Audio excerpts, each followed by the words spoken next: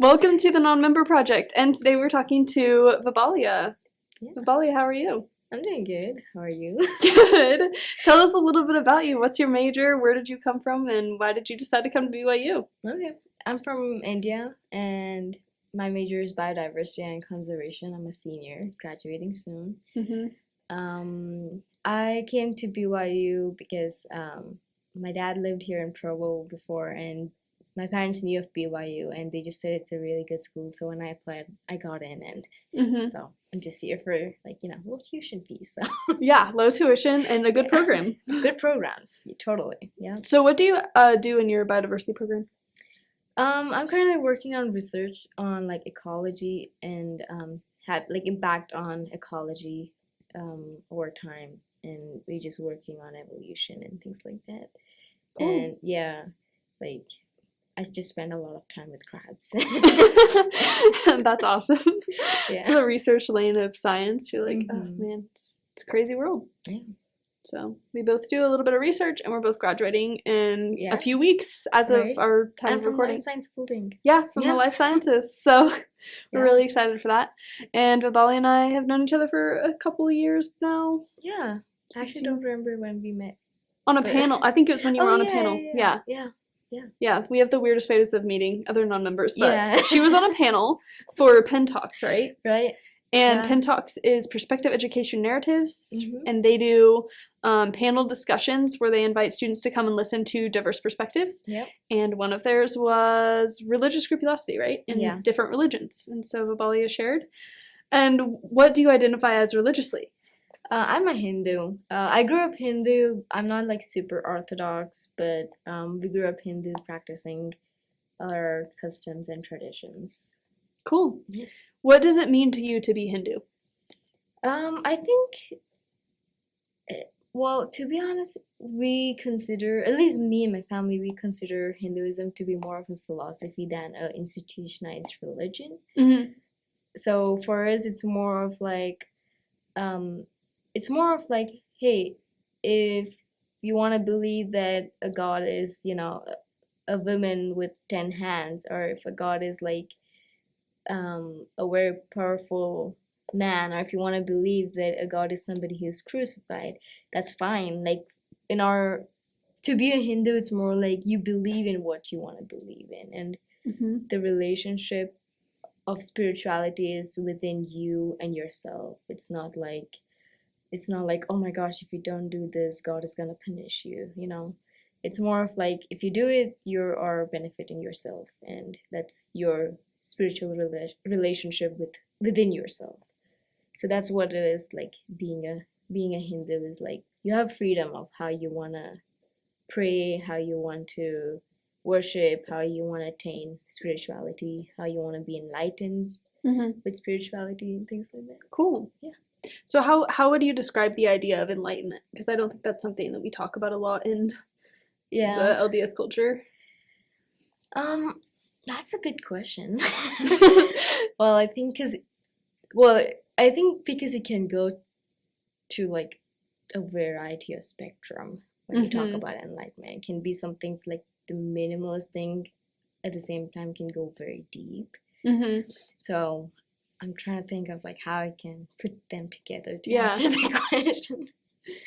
And of course, there's a spectrum of beliefs within Hinduism, which you Yeah. talked about. Some people are more Yeah. orthodox.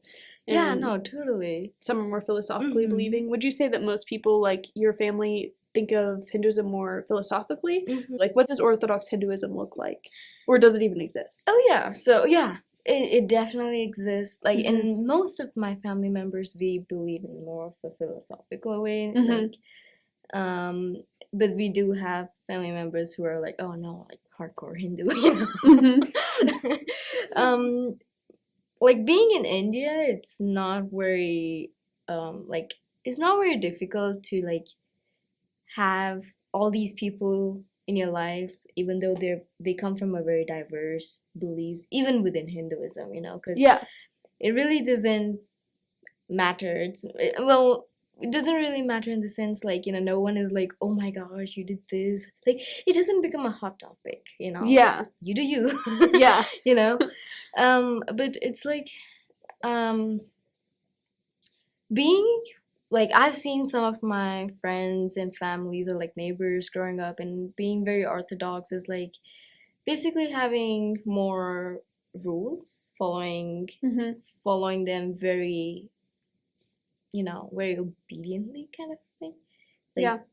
they would wake up 5 in the morning, shower, and chant prayers and pray to God, worship, and then they would eat their breakfast like way later, around 9 or something. And then for them it's more about education and work. So if your occupation is a student, like, you have to do everything you can to be a student, like, and for them that is a religious way of saying that I'm doing what I should be doing. Cool.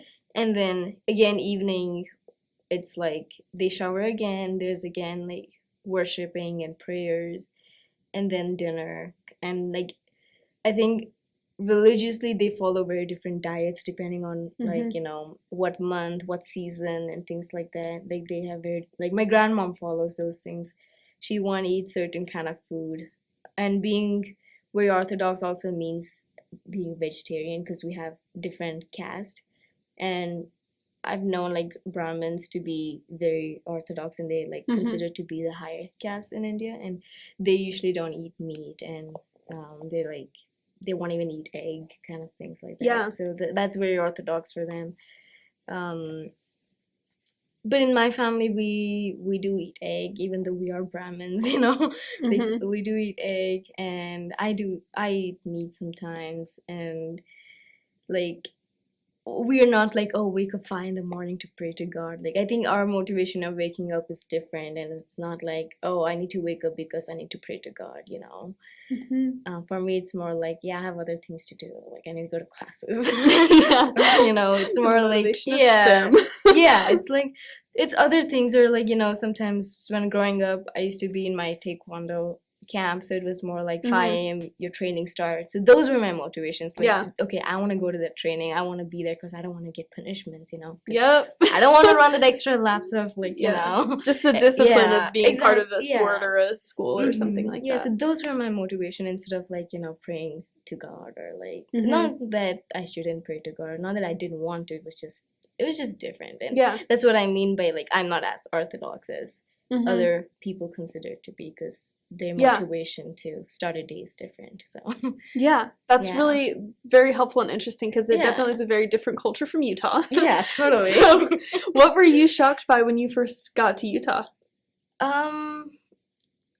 Well, when it comes to cultural shock, I think the fact that a lot of people did not know about Hinduism.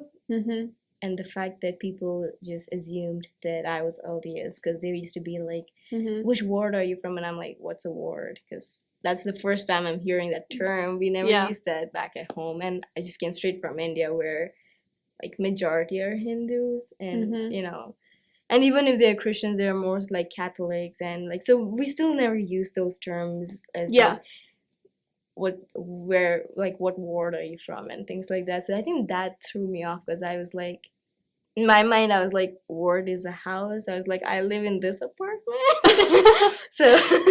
so things like that, like terms they use. And like, a lot of people were like, oh, were you baptized in India? And I'm like, we don't get baptized because I'm a Hindu.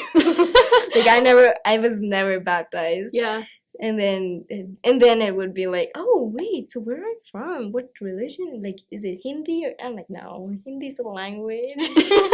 So that's so true. People don't know like the vocabulary. Like, do I say Hindi, Hindu? Yeah, initially I was okay with it, because I was like, oh, I understand that, just like how I'm new to terms like ward and like, things like that. Like, it makes sense when others are also struggling to know some other culture. But at the same time, it was like, okay, how many times am I gonna explain this? Because it's not 1 or 2 people, it's hundreds of people asking the same question on the same day. It's like a day-to-day basis. Like, you're saying like, oh no, I don't speak Hindi. I'm a Hindu. And like trying to like differentiate, like, trying to explain why it's different. Yeah, and I think it definitely takes away from a sense of belonging when you're constantly being asked things that are like just general facts about yourself, and you're like, people just don't understand. Because back at home, it doesn't feel weird Right. to be asked these questions, you Right. know? Or it's like, oh, okay, because it's one or two people, barely, and they were probably like foreigners or something like that. Yeah. But over here, it was more like, you know, a daily occurrence. Wow, I'm so different in this community, which is sometimes good, but also it comes with, like, you know, a side effect. Yeah, like, it has its own trials to it. Yeah. So it's like, yeah. Yeah, so sometimes it's just like, okay, guys, stop it. Yeah. But it's hard to respond because, like, we both want to be nice to people. And, like you were saying, especially at the beginning, you're like, oh, I'll answer this question thoroughly every single time. Yeah, no, totally. And then after, like, the 100th time, and I'm not kidding when I say the 100th time, it's like, no, I can't anymore. Yeah. So. Because at that point, it's kind of like, it's like memorized. I'm like, oh my gosh, why do I know this so well? Like, why is this memorized? It's just a monologue. Why am I justifying It's like this? we're teaching mission lessons. You're right. Literally. Like, why is this memorized? It shouldn't be. But yeah, because I never had to answer these kind of questions back at home, right? And nobody would ask these questions. Yeah. So when people would come and be like, oh my gosh, and like give that weird different look, and when the expressions changes, it's like, whoa, what did I do? Like, you know, oh, you're not a member. Yeah, right. The look, the expression, it says a lot sometimes. Yes, it's just like, oh. Did you see the missionaries on campus today? Not today. I haven't seen missionaries a lot. Maybe it's because I don't pay attention to them anymore. They were out today. I was just really? wondering. Yeah. Okay, no, I they didn't were see out. them today. It's like finally a little bit warmer today for the first time since what, October? Totally. Yeah. 2023 has been a rough winter. So yeah. I was in my building working in my lab the whole day, so I probably didn't see the life of a STEM major. Yep. Happy to be graduating soon, or so close. Totally. Yeah. So what is something that you wish you could tell just, you know, all these people that are coming up to you and asking kind of blanket statement questions because they might not know a lot about Hinduism? Like, what's something you wish you could just tell the general LDS population here? Here's something about Hinduism that I wish that you knew. I wish they knew that we are very accepting people. Like, we do not judge people based off where they come from or what their religion is and what their beliefs are. It's more and to be honest, like, at least the way me and my family grew up being Hindu is like we have very similar ideas of or like practices of where LDS people come from.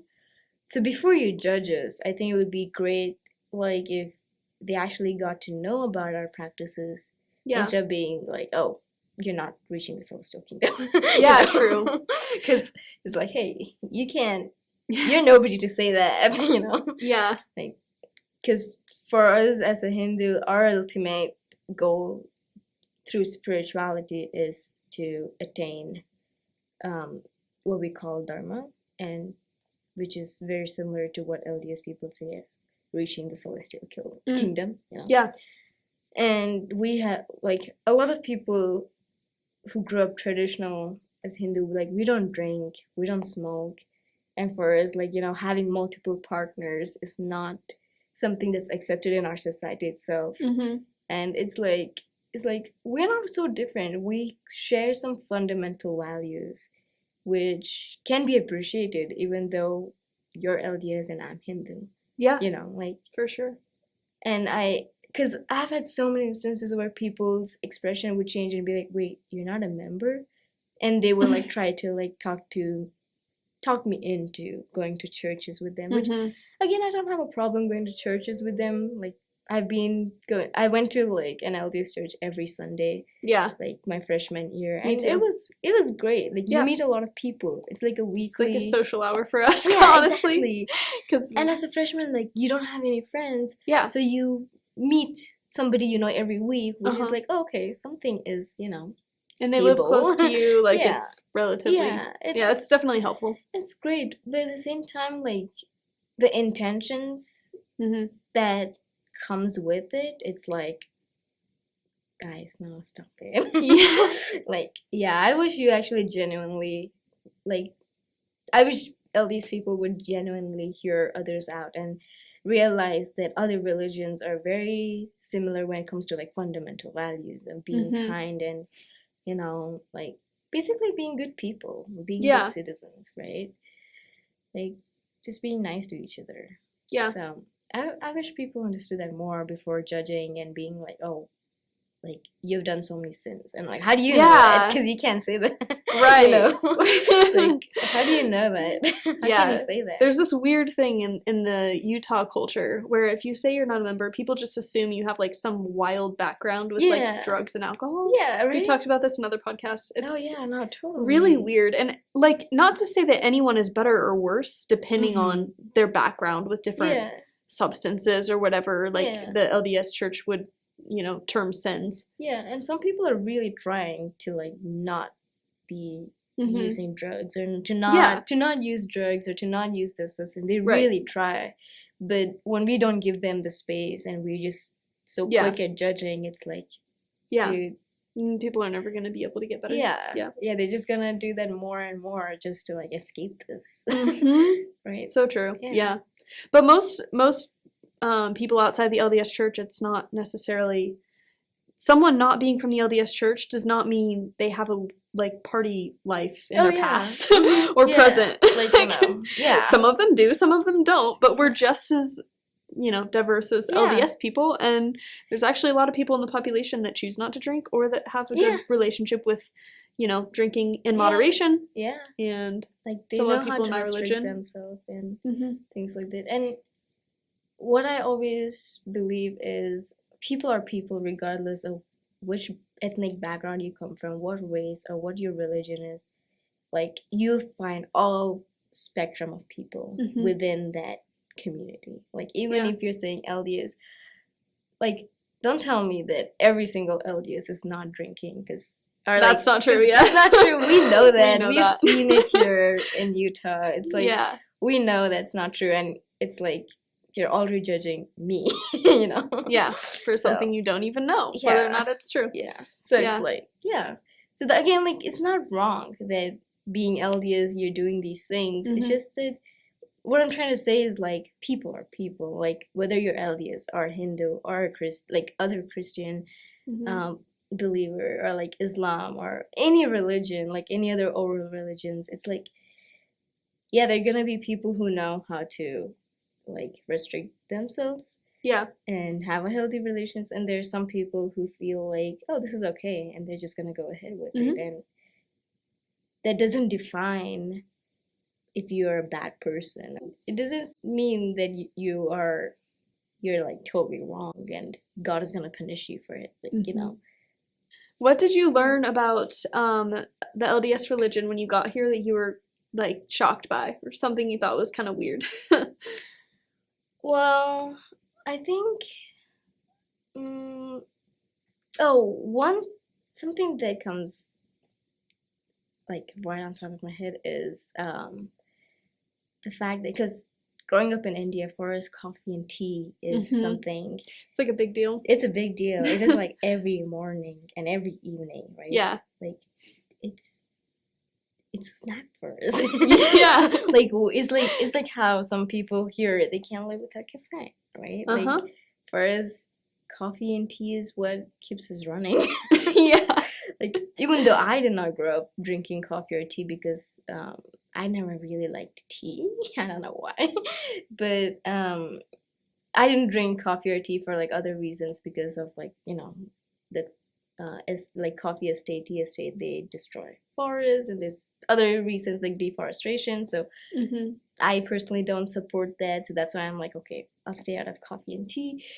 I think that's the first thing that shook me off, or like kind of like threw me off. You know? Yeah. It's really interesting because I Yeah. think, of course, BYU reserves the right to maintain an LDS culture. Mm-hmm. But it's for like non-LDS students, I've heard a lot of comments about how, you know, people are frustrated with people here not looking and acting exactly how they want them to, even if they're not LDS. Mm-hmm. And there are certain things, like, obviously we sign the honor code, so technically we can't have coffee. Yeah. We get our endorsements, we talk through it with ecclesiastical leaders. I think that there's kind of this idea that you need to set aside everything from your own faith and act like you're LDS. Yeah. And that should not be true. Like, of course we can follow the LDS rules, but it's so interesting to me, like, for instance, you know, if I come from a religion where we don't drink a lot, I don't walk out of the room when someone has alcohol. Like, there's a lot of things I don't do that I morally, personally don't feel like are right for me. Yeah. But I don't separate myself so far from it that, like, if my friend has a difference of opinion from me, I feel the need to, like, kind of shun them by just, like, not even being near it. And of course, for some people, you know, their personal opinion may differ from mine, and they may think that they feel personally convicted to not be around things that they don't agree with. But I think there's something, like, it's worth thinking about, like, why, you know, like, what's the purpose of separating yourself so far from someone who has a different belief than you? Yeah, and I think it's not a bad idea to have a conversation about it. Oh, for sure. But if you don't tell me and just start ghosting me and, like, start gossiping about it and, like, make it a drama, and I'm like, girls, guys, come on. So dramatic. So dramatic. You don't have the to Relief do that. Society culture thing. Right? Yeah. Like, it's really... You don't have to gossip about everything. Everything need not have to be a hot topic. Just because somebody is not from your culture and hasn't grown up being or taught what you were taught in a different culture, you know? Yeah. So, and yeah, that was one. And the second one was when BYU, like, when I was taking my picture for the ID, they asked me to remove the your second piercings. Which, again, I know we signed the honor code, and it does mention, like, you're not allowed to have more than one piercing. But for me, this piercing was done way before I even thought of applying in the United States, right? And it's not like, oh, here, I come BYU, take it.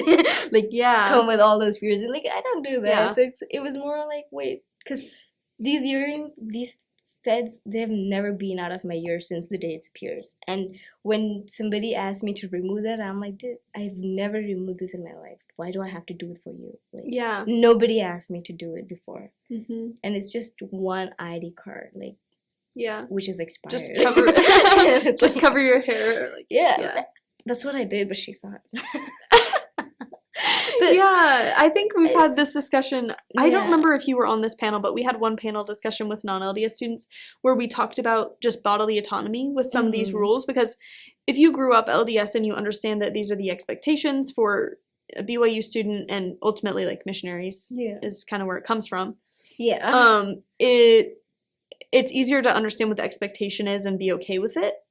But for us, when it's not a religious reason, you know, we have a lot of friends that have for instance, like, beards for religious reasons. And they have to get permission to have a beard for religious reasons, or if it is damaging to their skin, because a lot of people that are not Caucasian, it's like actually damaging to their skin to have to shave every single day. And, you know, I've had friends go to the doctor to get an exemption, which is a real thing at BYU. You have to go to the doctor for them to tell you your skin is so sensitive, you need an exemption, and you should be able to have a beard. They go to the doctor to get that, and the doctor's like, all right, in order to give this to you, I need you to shave and show me the bumps it creates. That's annoying. And that's no bodily autonomy. Like, why should someone go through that? Right. Like, it's not necessary. Like, if that's their belief and that's their culture, and if it is doing harm to you, then give them the exemption, or, like, give them the exception of following what they grew up with. Like, it doesn't make sense, because I told her that I've never removed these studs, and I can't remove it. She asked me to go to a goldsmith, get it removed, and then come back to take the photo. And I was like, that's crazy. That was my second day in Utah, and I'm like, where am I going to find a goldsmith in Utah? And who's going to take me? Because I don't know my way around. You didn't have a car, right? No, I got a car, like, my senior year, like, last semester. Yeah. Like, and it's it's not even about a car. Like, I didn't know what kind of shuttle goes, or like what buses, which transportation, and Yeah. where is this place. And you have to have an And- ID to do everything. Yeah, and it's like Right. I have to do it all on my own. I think Mm-hmm. that Yeah. was something like you can't just ask a student to go to a goldsmith. Right. Like, it's nothing. Like, Yeah. and I think, of course, like we've said so many times in this one, of course we know we signed the honor code and we do respect it. But there are certain times when you just wish that the university could, oh, I'm so sorry. Like, wish that the university could be respectful. Yeah. Because they're not Mhm. sometimes with things like this. And, like, there is, like, a lot of emotion surrounding, you know, like, someone asking you to take out something that's been part of you. Right. I mean, to a lot of people, it's no big deal. Like, even to me, like, I could just remove it. Like, it's not a big deal. But, like, why should I do it? Like, Yeah. that was my question. Like, I understand why you have those honor codes, because, you know, we don't want, like, a gangster life or something here. Or we don't want, like, you know, like, it's a professional school, and it's a good school, and you want to maintain those standards. But Yeah. my studs don't really give any false Right.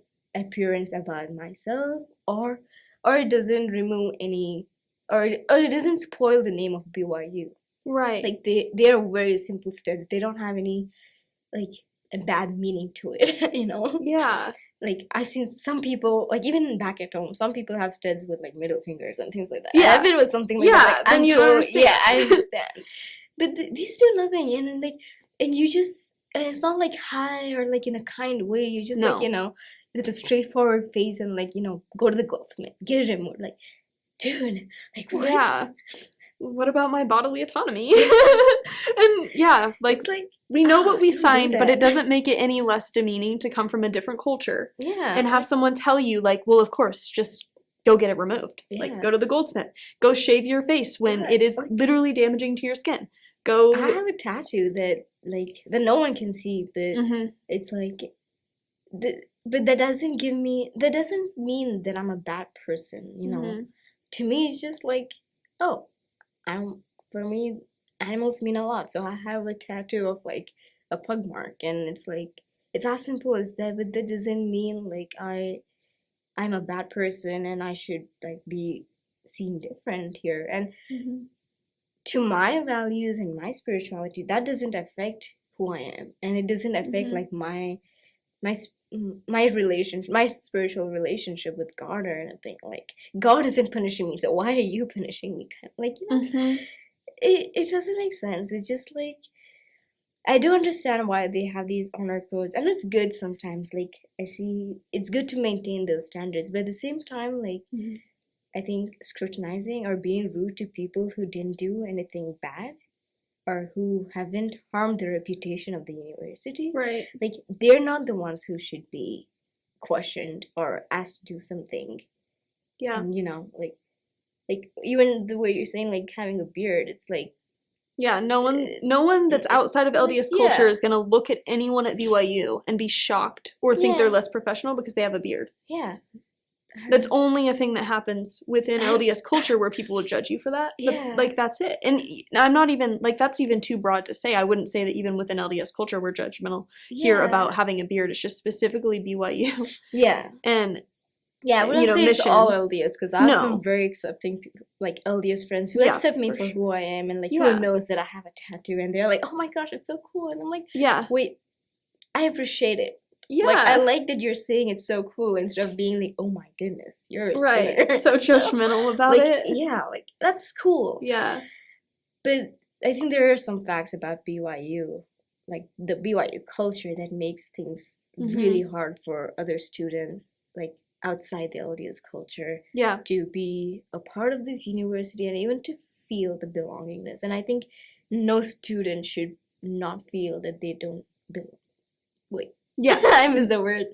Like, no student should feel like they don't belong here. Yeah. Like, it's a university like any other university. Every Mhm. student should have their niche. Every student should have their, like, platform to be who they are and Mhm. not be judged, you know. Yeah. So I think BYU can do so much better on that. Yeah. What are some Definitely. things you think, like, if you could go back to your, like, freshman self, your experience with, you know, the ID office wanting you to go to a goldsmith to get your second piercings removed, what would you say, is there anything that you would have done differently? And then second of all, is there anything that you wish the person at the ID center would have done differently towards you? Yeah, first of all, I wish that I wasn't so scared. Like, I wish this is not something to be scared of. And I think from, like, a professional point of view, like, as a faculty who's working in BYU, like, you can be more kind. Like, you can be much kinder to a freshman student who's not even from Utah and not even from the country. Right. You know? Straight off a plane Yeah. to, like, be told that, yeah. Like, I think, being kind and, like, I always say, like, having a conversation about it. Like, I think having a conversation about it and being informed of why you're doing this. Like, when I got accepted in BYU, like, I know I signed the honor code, but Yeah. at the same time, it doesn't mean, like, you know, it told me to take off my earrings when I had to take a picture for the ID or something. It doesn't mean, like, to my understanding, it was more like, okay, yeah, they want to maintain a standard, but it doesn't mean, like, everything a person does is spoiling their reputation or spoiling the standards of the university, you know? Yeah, I just think, like, being kind, like, having a polite conversation about it, especially first asking, like, wait, where are you from? Okay, if you're not from here, tell them why you're doing this. Yeah. And be kind. Like, just don't be like, okay, go to the goldsmith. Like, right. You can't just tell that to somebody. Like, when you come to India, I'm not going to be like, find your way around, because they're going to be people pushing you around, and they're going to be like, people are not even going to pay attention to you sometimes. Yeah. And I'm not going to be like, hey, you treated me bad, so find your way around. Right. You know? Like, and judgmental about things that, like, expecting other people to... in India, you cannot wear a bikini in beach. Can I go ask you to, like, go change? Like, can I be like, hey, you are dressed inappropriate. Can you please go change? Like, I can, like, I'm not just going to go say that. Right. And we know that the university has the right to. We know that there's a right and to be able to do that. And we also, like we've said many times, we're not asking this not to be an LDS university. We appreciate a lot of aspects of the honor code, and we understand the aspects that are not part of our culture and are willing to, we signed it and we're willing to follow it. But I think it's so important to recognize, like, and thank you so much for your vulnerability in sharing that. But it's so important to recognize that sometimes the things that as LDS people you may see as like, it's not that big of a deal. You sign the honor code, deal with it. For us, is a really big deal. Like, you're asking people from completely different cultures to instantaneously change something that may have been true about themselves for their entire lives. And of course, you know, you may be listening as an LDS person and thinking that's dramatic, you know, but like, but it's true that sometimes there's moments where you're like, oh shoot, I totally forgot. I didn't realize. I will fix that immediately. And then there's other times where it just hits really hard that you're outside your culture and that people expect you to conform to a culture that you don't maybe spiritually resonate with. And it's like, and it's not an overnight thing. Like, just because I'm in Utah, I cannot shift out of my culture and be like, oh, okay, I'm a BYU student now, and I'm to change overnight, and I need to, like, you know, like, follow a culture that I've never followed before. Like, I think that's an expectations beyond anybody can expect. Like, I think that's just something that you cannot expect from a freshman, an international student, and, like, somebody who's not even grown up here. Like, you just can't expect them to just start following an LDS culture. Yeah. And there's things in the honor code that obviously, like, you can't break starting day one. Like, it's obviously, like, that's not. Then there's other things that it's like, like, please extend grace towards people. Like, the church has been talking a lot more about grace recently, and I think that's a really important thing that needs to be emphasized here is, like, if you see someone that's doing something that's outside of your cultural norm as an LDS person, don't judge that person. Just like Vibalia said, ask questions. And sometimes it's something you don't have the right to know.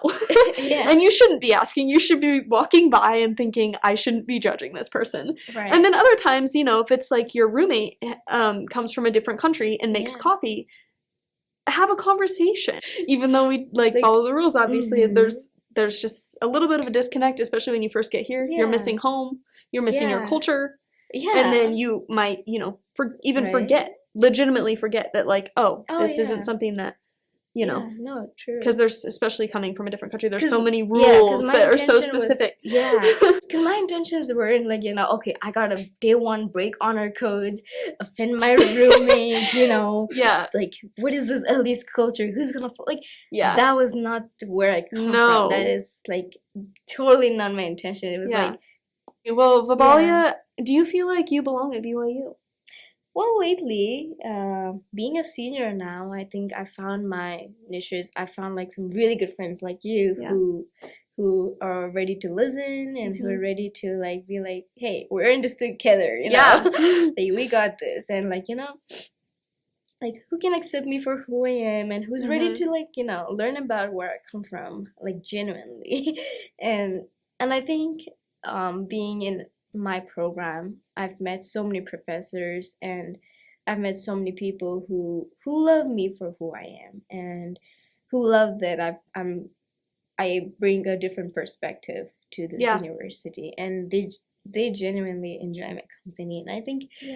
And I think 4 years in BYU has definitely helped me like find a platform where I can be myself. And like, you know, like not feel bad or not feel guilty, not guilt trip myself for being as natural as I am, you know. I think that's definitely made me feel like, okay, I do belong here finally. Like, you made it. We made it. Yeah, totally. It's hard at the beginning.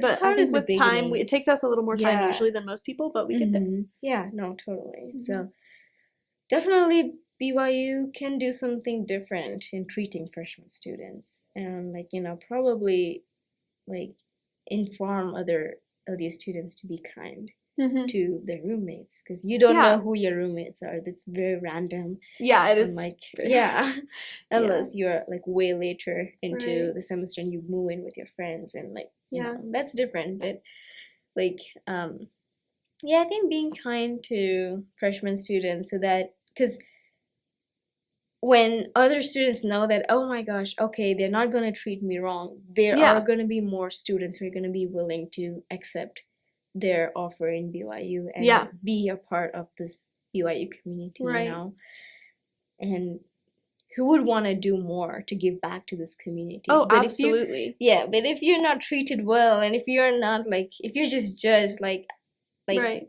people are gonna just think like, you know, wait, what is my purpose here and why am I here? Like, because my freshman year, my like sophomore year, I was like constantly like, why am I in this university? Like I understand there's good tuition and like I have my major, but is that it? Like, is that why I should like go through all of this? You know, it's not fair.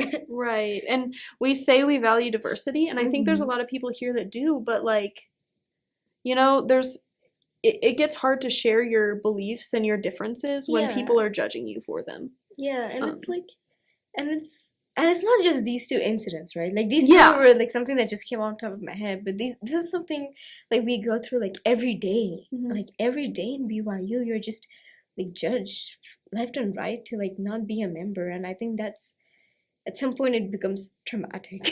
Yeah. Like Vibalia is not, you know, tearing up because of one instance. There's so much behind this, and the experiences you've had over the last 4 years, and maybe even relief at graduating in just a couple of months. We're all a little bit brain dead right now. So Vibalia, do you have any last thoughts for LDS people or students at BYU? Some things that you might like to see change for non-LDS students in the future? All I would say is be polite, be kind, be ready to have conversations, and accept people for who they are. Like, even if they are doing something bad, they're gonna realize it and change over time. Yeah.